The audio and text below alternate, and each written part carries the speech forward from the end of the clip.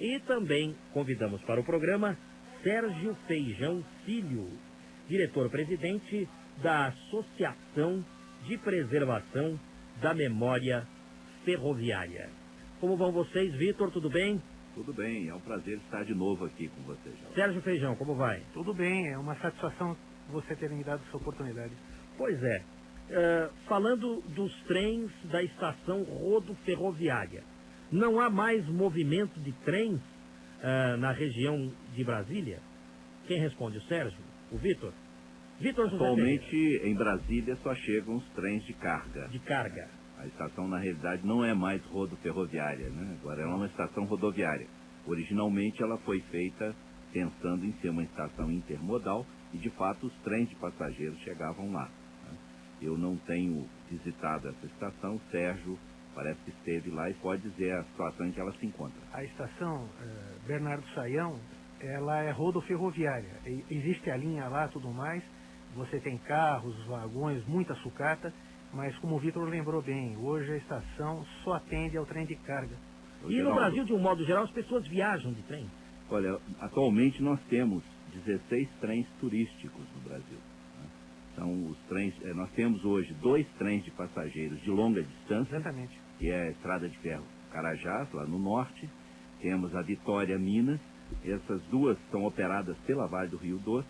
Né? E são trens que têm grande sucesso, circulam diariamente, muito carregados, com muita gente.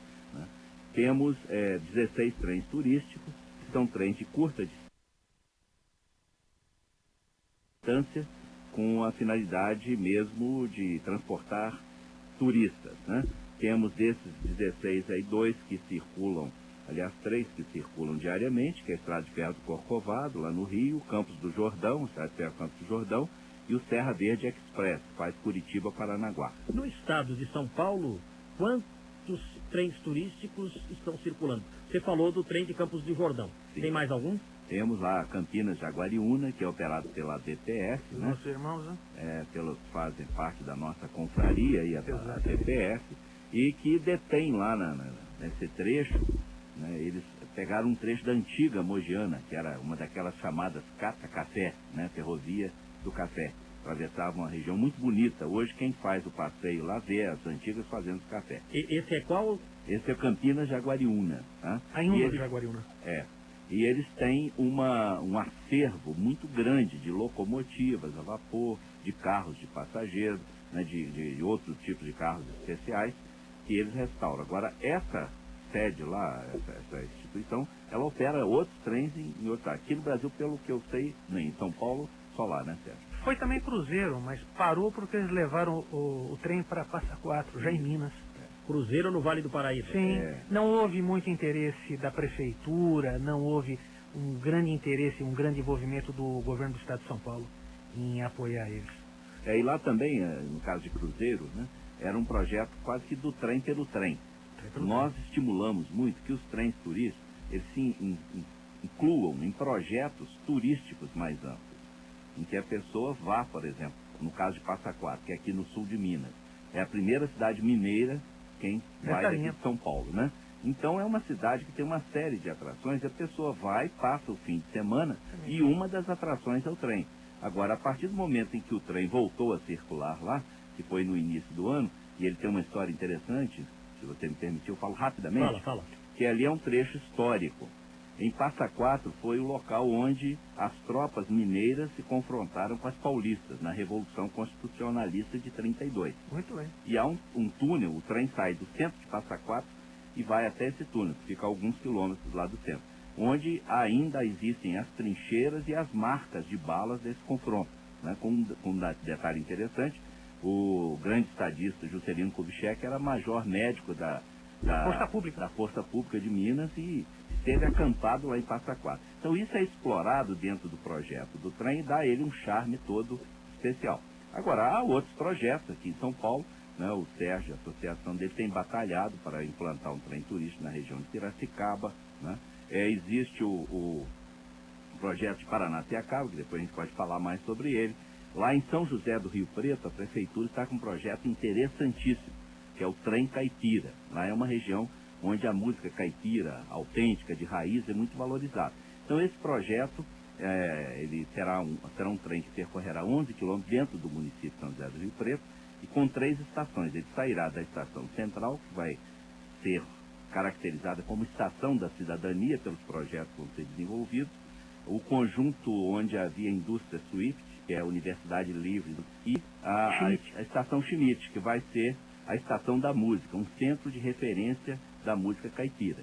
Então, São José do Rio Preto já está desenvolvendo esse projeto, né? As estações já vão começar a ser trabalhadas, já estão buscando locomotivas, carros de passageiros, e vai ser uma coisa interessante dessa linha, nessa diretriz que eu lhe falei, que a pessoa irá não apenas para andar de trem, mas ter todos esses componentes. E é interessante que tudo isso parte de iniciativa dessas associações, como a Associação de Preservação da Memória Ferroviária e o Movimento de Preservação Ferroviária. E a Associação Brasileira de Preservação Ferroviária, que é uma outra parceira nossa, né? E agora a ABOT, que é essa Associação Brasileira das Operadoras de Trens Turísticos. Será uma coordenadora, não, Vitor? Ela está aglutinando todos os que operam os trens. Nós apoiamos a implantação, o pessoal opera e se junta nessa associação. Estamos com representantes dessas associações, Vitor José Ferreira conosco e Sérgio Feijão Filho. Você me permite uma observação? Agora, com relação ao governo, com relação às autoridades, só temos a lamentar. É isso que eu ia falar. As entidades governamentais, por exemplo, aqui em São Paulo, você procura uma CPTM, que é operadora, né? Nós tínhamos um convênio com eles sem uma explicação óbvia, foi cancelado por ocasião daquela restauração da Estação da Luz. Procurei até hoje uma explicação óbvia, ninguém me dá uma resposta adequada. Esse convênio era para nós simplesmente ajudarmos eles, orientarmos dentro da nossa capacidade e até alicerçarmos alguns projetos voltados ao trem de passageiro, porque infelizmente no estado de São Paulo nós perdemos a cultura do trem de passageiro. Mas recentemente eu recebi uma informação que tramita no Congresso Nacional um projeto visando extinguir a rede ferroviária federal. Medida provisória. Como fica isso? Medida provisória, Geraldo. A 245 e 246, ela declarou, e aí eu faço uma reparação até técnica, né, de uma forma imprópria, a extinção da Rede Ferroviária Federal S.A., portanto uma sociedade anônima de economia mista, que abriga entre seus minoritários algo em torno de 3 mil acionistas, muitos dos quais as fazendas públicas municipais. Tem muita prefeitura acionista da rede. Então o que acontece? Ela simplesmente já estava dentro de um rito de liquidação ordinário, receitado pela lei das sociedades anônimas e até pela lei das liquidações. Então nós estávamos dentro de um período de liquidação, de esvaziamento da companhia, do qual eu me opunha, porque a rede nunca deveria ser extinta. E o governo federal, por intermédio de uma medida provisória, cuja legalidade ainda é discutida, existem duas ADINs no Supremo Tribunal Federal pedindo a liminar para cancelar ou suspender os efeitos disto, né? E eles simplesmente declararam em um artigo dessa medida, da 246, que a rede estava extinta, e no outro dizendo que o liquidante, né, o administrador e os membros do Conselho Fiscal estavam destituídos de pleno direito, o que foi, na minha interpretação, uma medida um pouco apressada. Agora, ao mesmo tempo em que o presidente comparece a eventos ligados à preservação da memória ferroviária, há uma medida provisória extinguindo a rede ferroviária federal. Não há um contrassenso nisso? Eu acho. A política ferroviária vinha, como todo o contexto neoliberal, né, que tivemos no país implantado a partir de algum momento, voltada para a privatização. E foi feita, de fato, a desestatização da malha ferroviária pertencente à rede ferroviária. Ela foi toda concessionada para iniciativa privada, né? Mas no modelo original que se fez, previa-se a sobrevivência da rede ferroviária como uma gestora desses contratos de arrendamento, do patrimônio não operacional, do passivo trabalhista, e de repente essa medida atropelou o processo. Estamos entrevistando Sérgio Feijão Filho, diretor-presidente da Associação de Preservação da Memória Ferroviária, e Vitor José Ferreira, presidente do Movimento de Preservação Ferroviária. Na sequência do São Paulo de todos os tempos, vamos falar de antigas estradas de ferro, como a São Paulo Railway, a Santos Jundiaí, a Paulista, a Araraquarense, a Mogiana, a Sorocabana, e são tantas. Agora, porém, viva São Paulo! A Lídia Valder pergunta: como andará o Hospital do Servidor Público? Em 1995, numa enfermaria de 4 leitos, na ala em reforma, logo descobri que no chão do banheiro restava apenas o contrapiso rústico alagado pelo vazamento do vaso sanitário. Cheirava mal, mas tinha uma vantagem. Era o único com água quente no chuveiro, o que levava a uma desvantagem. Todas as pacientes da ala vinham tomar banho ali.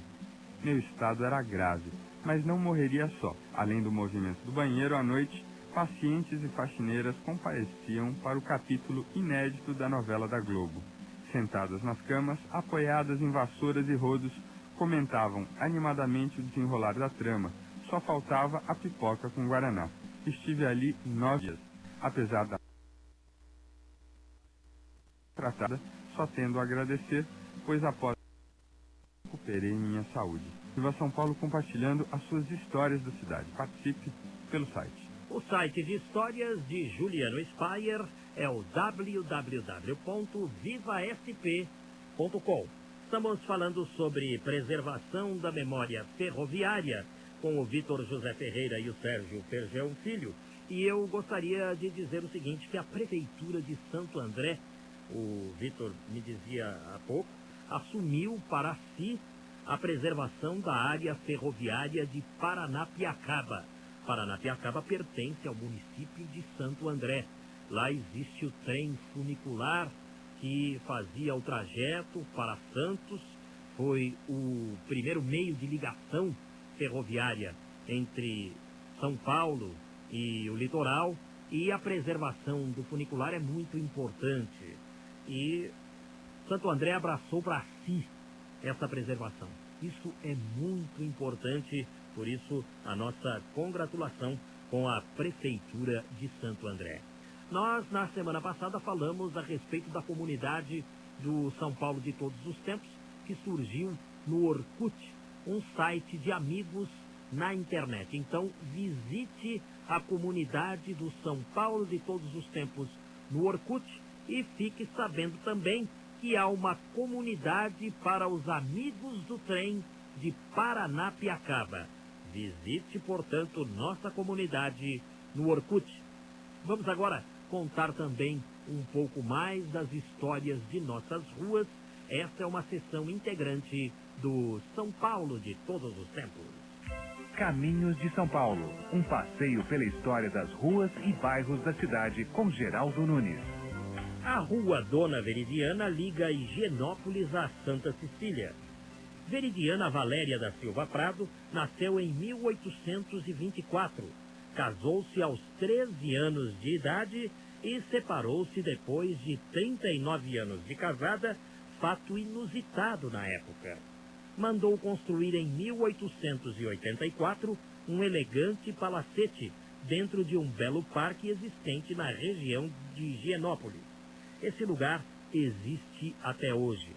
Dona Veridiana inaugurou um novo tipo de arquitetura na cidade, pois a partir dessa construção, outros palácios foram levantados em diversos bairros. Benemérita prestou serviços à Santa Casa de Misericórdia. Faleceu em 1910. Dona Veridiana, nome importante nessa cidade. A rua tem esse nome desde 1916. Querendo saber o significado de sua rua, entre em contato pelo e-mail spaulo@radioeldorado.com.br.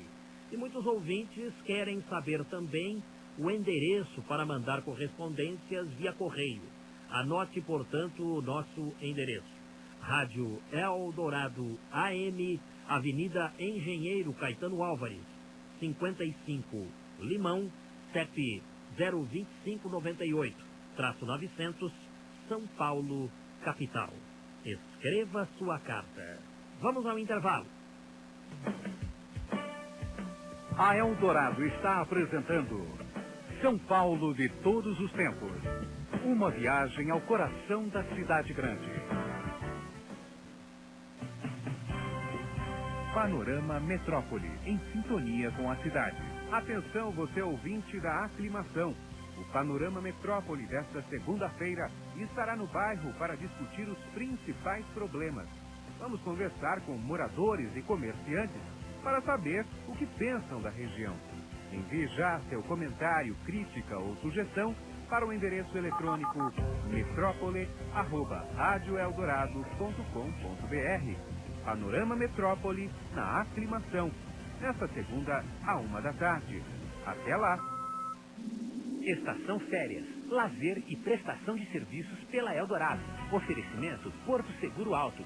Segurado Porto tem desconto em cursos de direção automotiva. Ligue 333 Porto. E Melhoral. Dor, gripe, febre, resfriado. Com Melhoral você fica legal. Este medicamento é contraindicado em caso de suspeita de dengue. Ao persistirem os sintomas, o médico deverá ser consultado. 7h22. Agora temos informações de Campos do Jordão com o repórter Bruno Azevedo. Bom dia, Bruno. Bom dia, Camila. O frio foi um pouco mais rigoroso ontem à noite em Campos do Jordão. Os termômetros marcaram 4 graus. As ruas do bairro Capivari estavam cheias. Para aquecer, o prato mais pedido era o fondue. E apesar de gelada, a cerveja era a bebida campeã de vendas. O show da banda Ultraje a Rigor no estádio municipal estava vazio. Para este domingo, a previsão é de sol, temperatura variando de 7 a 22 graus. Neste momento fazem 10 graus. O movimento foi normal nas rodovias Ayrton Senna, Carvalho Pinto e Floriano Rodrigues Pinheiro. Segundo a Polícia Rodoviária Estadual, não houve acidente. A Polícia Militar recomenda aos motoristas que resolverem voltar para São Paulo hoje evitar a estrada das 3 da tarde às 9 da noite, quando deve aumentar muito a circulação de veículos, com chance de congestionamento em alguns pontos. Bruno Azevedo, ao vivo, Estação Férias Eldorado, Campos do Jordão. Você ouviu Estação Férias. Oferecimento Porto Seguro Alto. Segurado Porto tem desconto em cursos de direção automotiva. Ligue 333 Porto. E Melhoral. Dor, gripe, febre, resfriado. Com Melhoral você fica legal. Este medicamento é contraindicado em caso de suspeita de dengue. Ao persistirem os sintomas, o médico deverá ser consultado. Estamos apresentando São Paulo de todos os tempos. Os personagens e eventos de São Paulo de ontem e de hoje.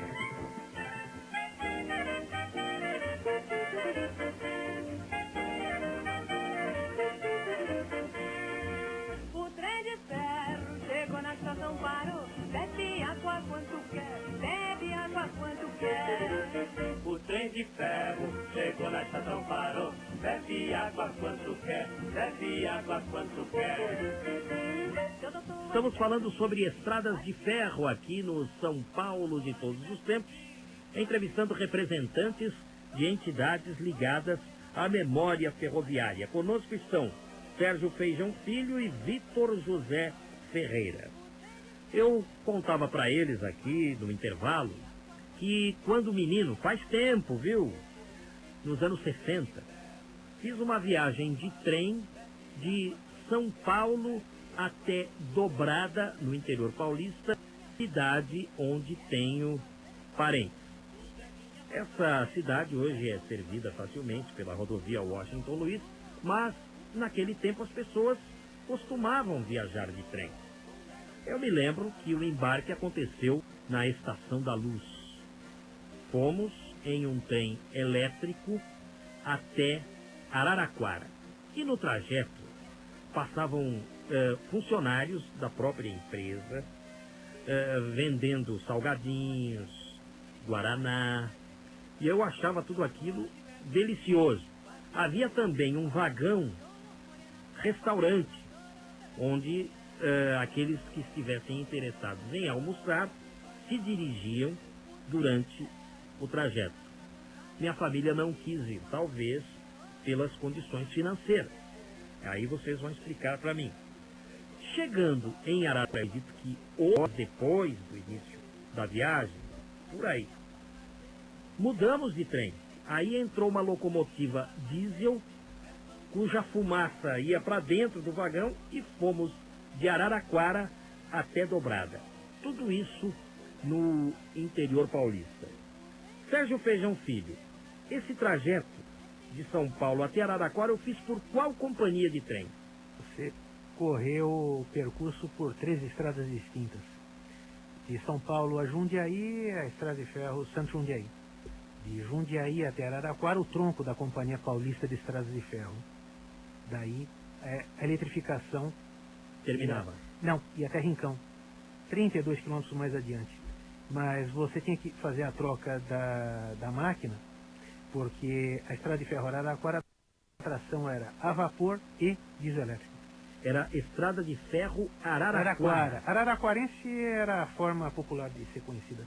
Eu tinha um tio que trabalhava na Araraquarense. Na EFA. O Antônio Teresani. Já está lá no céu. Ele usava um aparelhinho, ele fazia um buraquinho na passagem. Era o guarda-trem. Ele pegava o alicate para ticar o bilhete. O trabalho dele era guarda-trem. Ele é era isso? Guarda-trem. Ele só conferia isso ou ele fazia outras coisas? Não, mas ele trabalhava no trem ou na estação?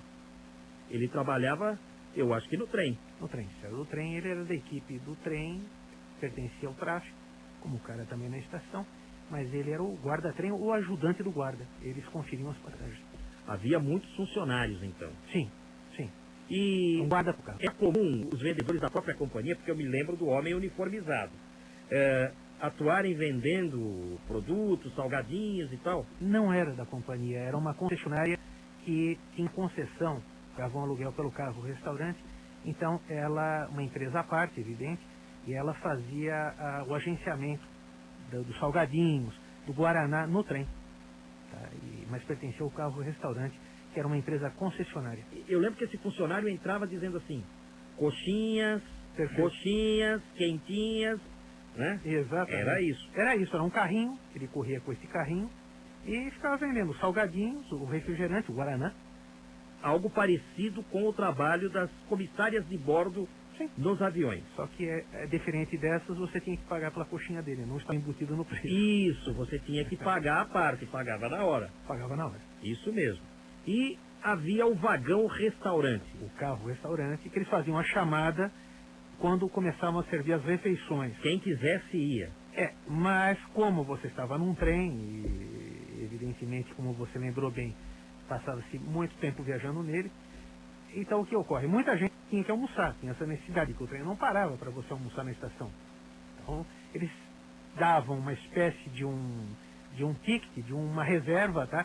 As pessoas iam, evidentemente que a capacidade das mesas do carro-restaurante eram pequenas, né? Aquele grupo almoçava, depois você ia fazer um revezamento, havia uma espera. Os trens eram muito requisitados. Certo. Era caro o almoço no vagão-restaurante? Olha, para ter acesso ao carro-restaurante, precisava viajar na primeira classe. Na segunda, ele já levava uma espécie de uma marmita. Bem uma marmita, mas era uma bandeja. Isso, você está falando, eu estou lembrando. Levavam, tá? Serviam com um carrinho, tá? Já levavam ali, faziam a encomenda, levavam lá, isso para a segunda classe. E muitos levavam o seu próprio farnel, né?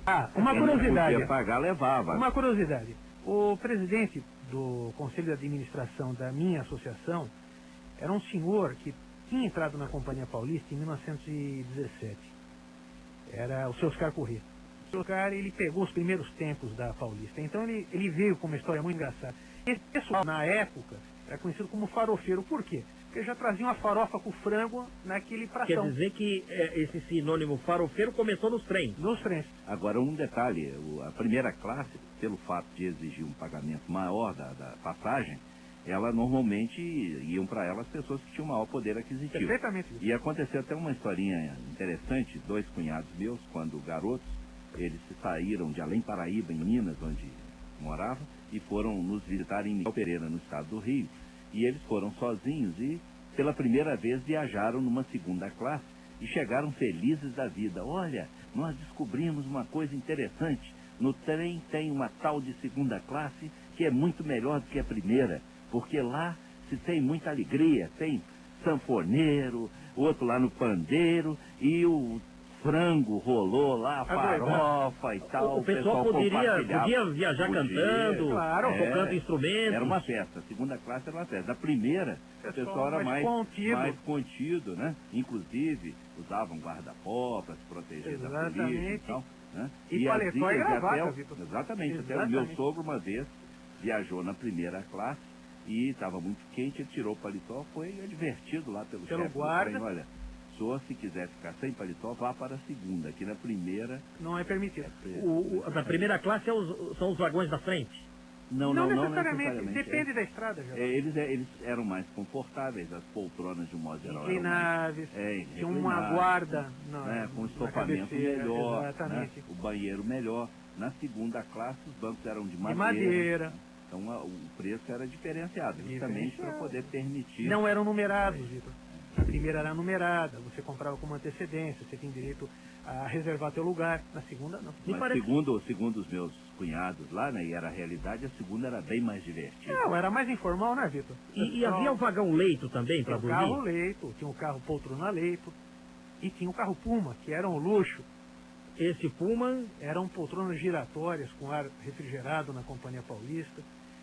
Você apertava o botãozinho ali, vinha o cara do carro-restaurante, o garçom, perguntar o que você queria. Tinha um cidadão que vendia no trem, era o jornaleiro, ele andava por jornais, as revistas, ele também ia atender especialmente, chamavam ele. Quer dizer, o Puma era o máximo. Você tinha que ter uma passagem de primeira, você pagava um adicional para ter esse conforto. E no máximo, acho que 20 pessoas, né, Vitor?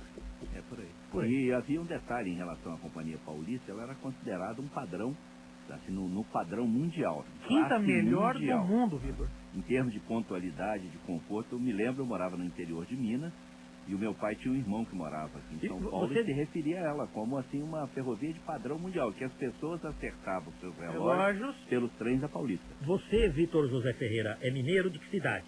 Olha, normalmente a modéstia me impede de dizer, mas já que você... eu sou mineiro. Sim, eu você nasci é mineiro. numa cidadezinha chamada Volta Grande, que aliás é a cidade onde nasceu também o cineasta Humberto Mauro, considerado o pai do cinema brasileiro. É na zona da Mata, de Minas Gerais. Ela fica mais próxima do Rio de Janeiro do que de Belo Horizonte. Então todo mundo lá conhece o Rio e nem todos conhecem Belo Horizonte. Mas é na zona da Mata, próxima a uma outra cidade chamada Além Paraíba, que era um grande centro ferroviário da Estrada de Ferro Leopoldina. Então a minha raiz está ligada à Estrada de Ferro Leopoldina. Mas Volta Grande não perdeu os trilhos, não, Vitor? Não, até hoje passa lá um trem, inclusive com uma ligação com São Paulo, porque hoje só passa carga e especificamente bauxita, que vem de Cataguás, na zona da Mata Mineira, para Alumina, que no interior de São Paulo. Alumínio.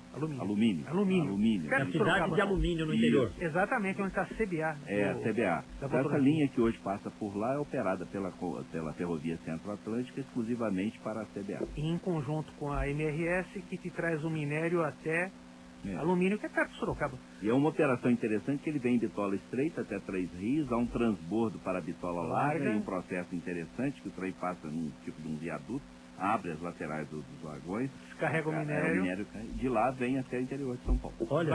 Vai direto até alumínio.